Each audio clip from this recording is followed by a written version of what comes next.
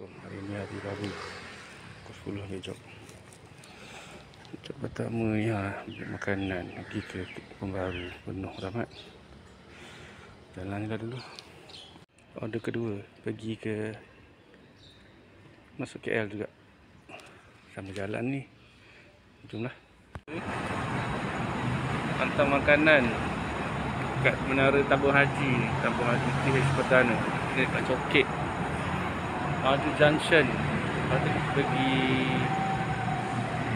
yang kedua. Lepas tu saya order kedua. Sekarang ni kat mana ni? Dekat KLCC ni, kat Traders Zone Mobile. So jom kita cari job. Nak hujan lah hari ni. Harap tak hujan lagi lah ni. Order seterusnya daripada Baywater pergi ke Damansara, ada Starling Mall. Jomlah. Untuk customer order ketiga ni, Nazar Tower. Pergi ke Section 16, Pilio Damansara.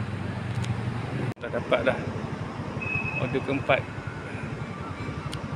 Mall lagi. Tingkat 7, 703, Pilio Damansara.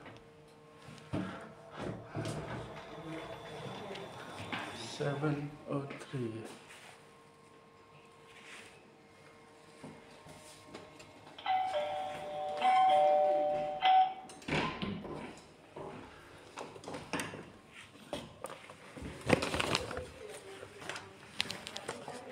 Hai Lala Move. Dari tadi saya daripada Nazar Tower. Betul Thank you. Selesai order ketiga, mari menuju order keempat. Suria punya bensin ni. Order kelima dia bagi alamat sini, tapi disuruh ambil kat situ. Nasib baik kari pub. Aku ni dah lah memang tak apa. Kalau restoran sini ni was-was sikit, tapi kari pub ni okey lah. Dia tengah pack tu. Dia pack tu baru kita ambil. Itu Village Park tu panjang beratur orang mat selamat tu. Kalau dapat order Grab ke situ, syang. Dengan kari pub. Nasib baik kari pub. Kalau benda lain memang aku tak ambil lah. Okay lah. Jom kita pergi gerak. Job kelima di bangunan Maybank. So, last job. Tak kenal buat aku kedua nak ambil anak sekolah. Sebelah Aquaria. Dah pula nak hujan weh. So pergi OUG. Kan dah dawe Hotel 6 job. Okey lah. 6 hari ni dalam 60 lebih. Nanti kedua nak ambil anak sekolah. Bawa pergi makan lagi.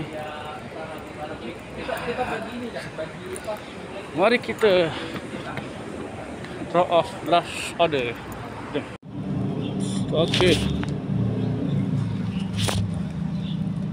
Dah settle job ni, tinggal last job lah ni. Tunggu customer turun. Lepas tu dah habis lah. Total hari ni 6 order dalam RM65. Okey lah. Daripada pukul 10 tadi sampai 1:30. Sebab aku hari ni nak kena ambil anak sekolah. Dia dah balik dah ni.